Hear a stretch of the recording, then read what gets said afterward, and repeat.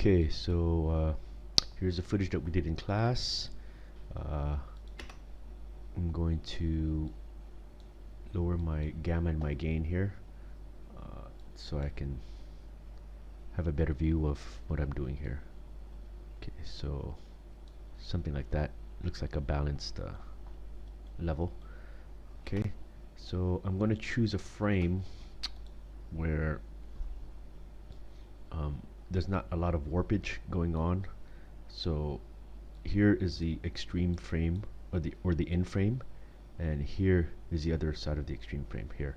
So we're going to look for a frame where it doesn't warp either way a lot. So between here and here, it doesn't necessarily mean the halfway frame between the two ranges, but where the image warps somewhere in the middle ground. So I believe, let's see here. If we're just going to clean up this mess here and maybe not here, then it should be somewhere around here somewhere. But if we want to get this too, then maybe a little bit up here. I think, let's see, 1280 is probably a good frame. So that's, you know, if we warp the image, it's in between here and here. So 1280 is probably somewhere we can do. Alright, so what we're going to do next is do a frame range, right? Or frame hold, I'm sorry, frame hold. And so we're going to hold 1280 just to remind us that that's the frame that we want. Okay, and then above that we're going to again remain on frame 1280 but do a paint. Okay, now you can do a roto paint first and paint it and then add a frame hold on it, but I like to do my frame hold first so it constantly reminds me that we're on frame 1280 here. Okay, so I'm going to double click on here, go inside here, use a clone, and if I hit control and then click on this, you see that it gives me a second icon here. Okay, so that will give me a reference of where I'm painting. So if I want to target, if I want to clean up this corner right here of this tile, and I see that this corner is good, I'm going to hover my my reference circle and then hit control and then click and move it over to where this bread is, and then if I paint over it, you'll see that it's taking my reference and putting over here, but it's a little bit crooked here, so I think I'm a little bit off. I'm going to try again here. Okay, and maybe over here, so move it up a little bit. So I'm still a little bit off here.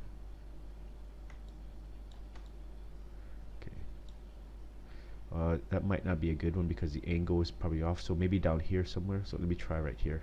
So I'm going to bring my reference over there, hit control, click and drag, and okay, so you see the line is a little bit straight. You have to be careful for repeats though, because if you do it too close, your eye can detect a repeat here. Okay, so let's see here. I'm going to sample maybe this down here and paint out that a little bit. Let's see. Okay. Maybe over here. Oops, no, not a good sample spot. Maybe here.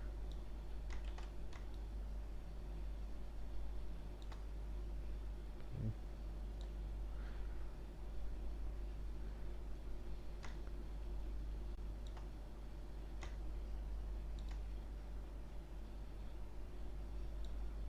So a little bit off. Okay.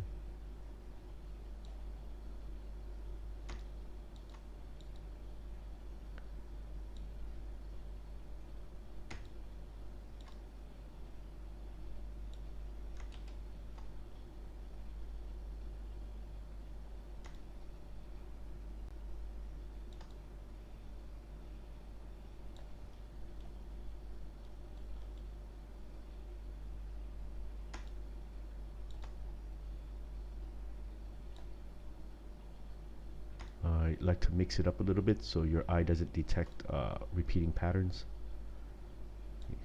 If you do too much, your eye can start to see this recurring pattern and it becomes to look fake. So we have to borrow from other places.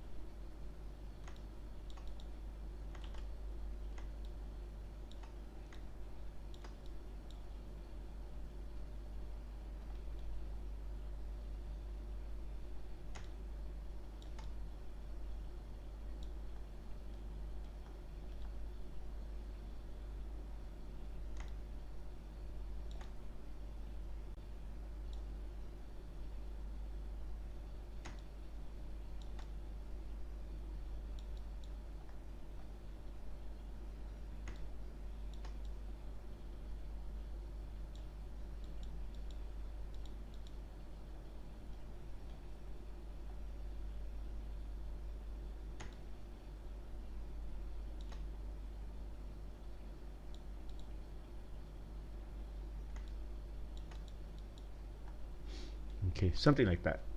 I might be seeing a little bit of repeat pattern here. I'm going to take care of that right now. Okay. All right, and you take a zoom back and look for any possible repeating patterns. But I think that should be good. So I'm going to do a 1, 2 here to get a rough idea of where my work is being done, and then I'm going to right underneath it do a tab, roto, okay, just a roto, not a roto paint here, and just quickly circle around where I just worked on.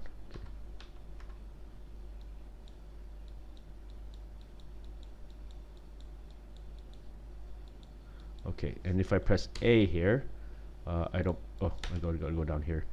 You'll see that I have a alpha channel of it. Now it's not pure white because I have my gamma gain fixed, but if I click on this, you'll see that it's pure white. So I'm just gonna turn that down now. And then if you want to put it over something, you can put a pre-multiply over it, or putting an alpha down here is the same thing for RGBA. So whenever you put it over something else, you get just this patch over. Okay. Again, so none here, and then so this is just like putting a pre-multiplier on top of it. Okay, so now we have that. I'm just going to copy this and paste over here, just another footage. Now we can track this, but I'm going to make this a separate node here so that we don't get it confused over here. So that's just my clean plate or my clean frame, okay, at frame 1280. And if you want, I could do a backdrop here and just to label it here so we get organized.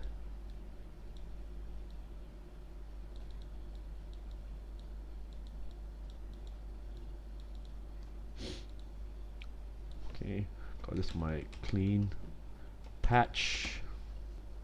Okay, sometimes if you have a big scene with a lot of nodes and it's too small, you can always put it in here.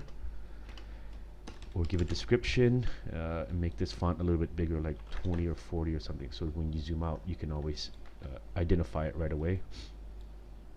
Okay, alright, now I'm going to set up my tracker here. Okay, tab tracker, but it's the 3D camera tracker here, right? And we just go to track, so it's going to track all the way forward and all the way back.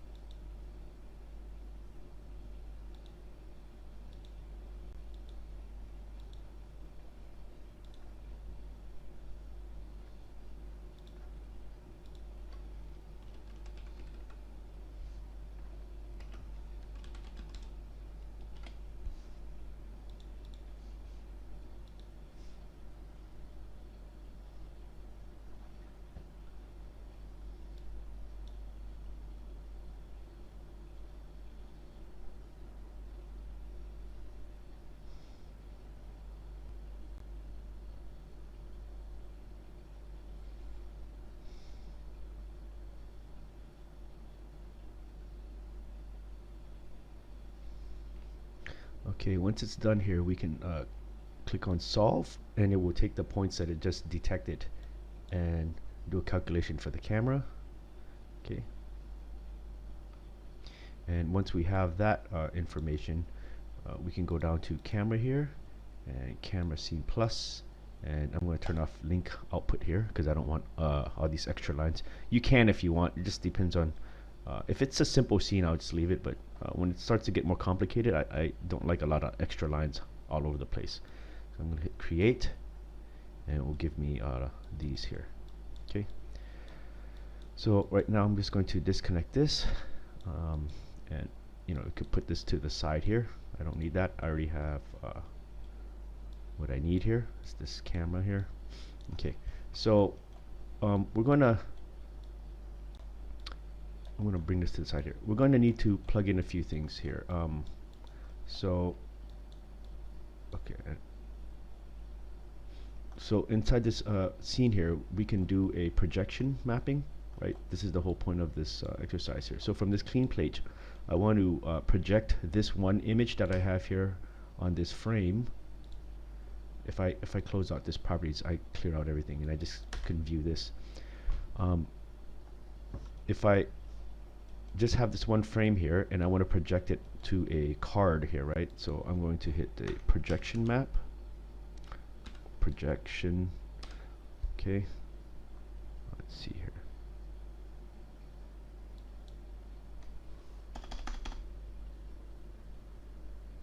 Project 3D.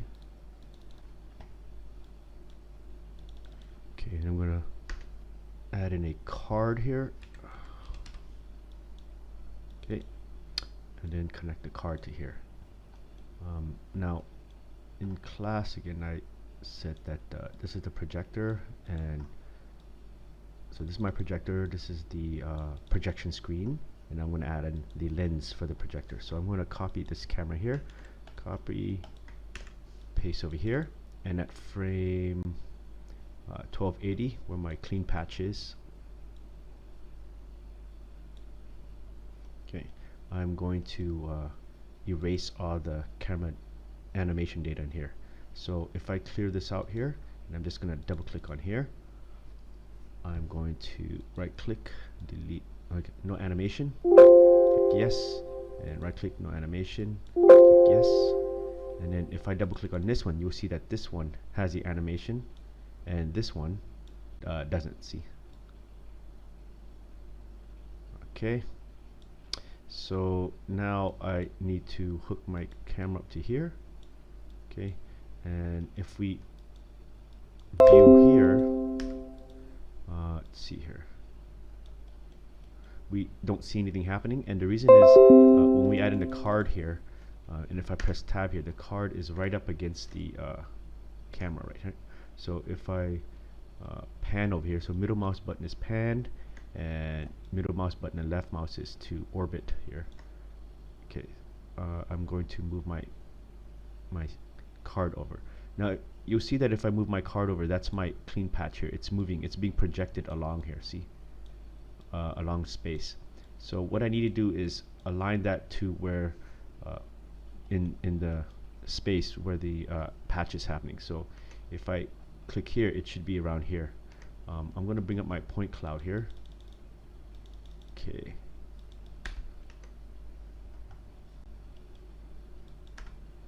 So sometimes the point cloud doesn't appear.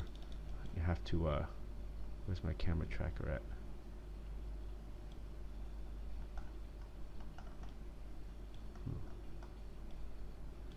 Okay. Don't know what happened to my camera tracker. Must have deleted it on accident here. So my point cloud, how come it's not? Let's see. Okay, I had to retrack to get my tracker points in, or my point cloud. Alright, it was weird, I just went missing. So anyway, I have my point cloud here. I'm going to circle or select my trackers on the ground here, and if I hit tab here, and I'm going to double click on my card here, I can position my card. So control, let's see here, I need to get in on this other side here.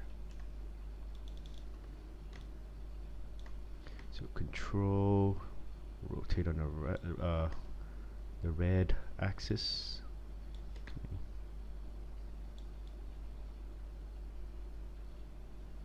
So this is where I need to align my plane. Okay, the better we align this, the more accurate it will be here.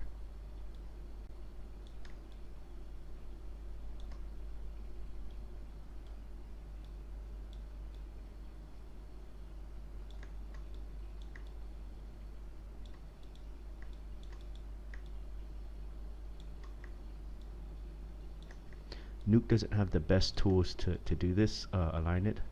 Maybe there is, but I'm not aware of it.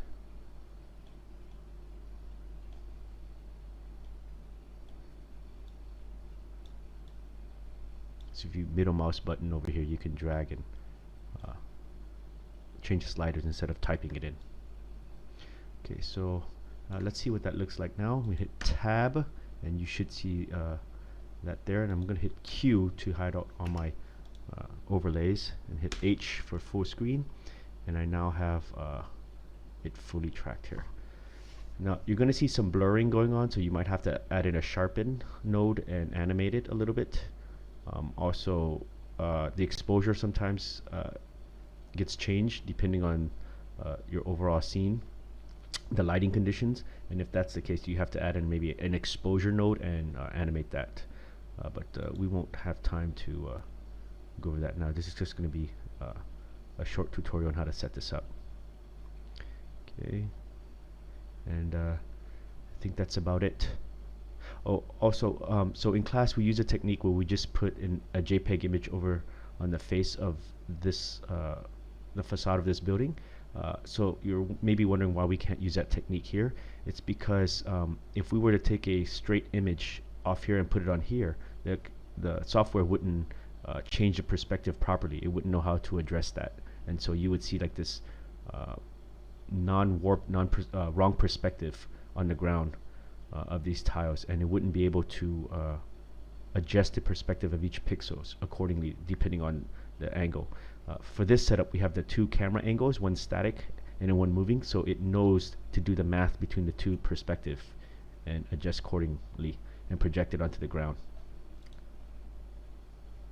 So that's about it, and I'll play this a little bit here.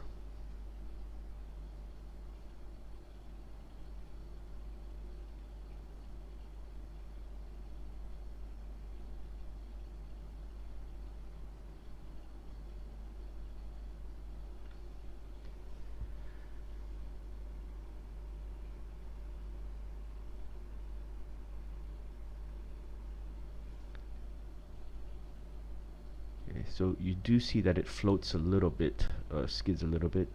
That's, you know, right here, and that's because we're probably not positioning it correctly. So if you go in and position it more properly, align it here, then this will warp better. Okay, so that's one thing to note. See here, maybe a slight rotation down here.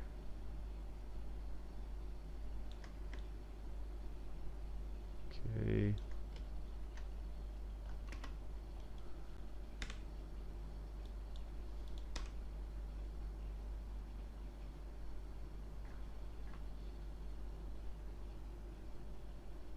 Okay, pause it to load into RAM, and here it is.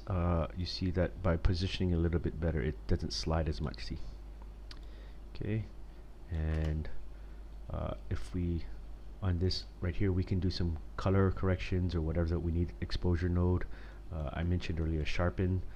So if you look at here, it's a little bit soft, but here it works a little bit better because of the blur here. So we might need to, you know, maybe add in a let's see here.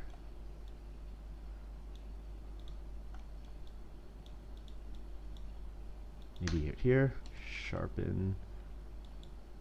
See, so that improves it a little bit. Probably don't want to overdo it here. Oops, not too much.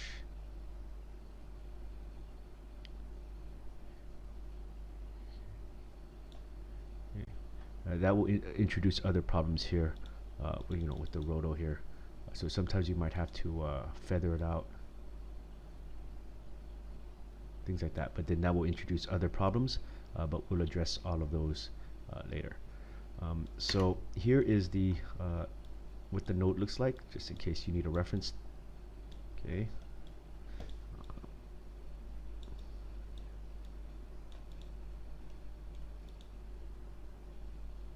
Okay. See you in class.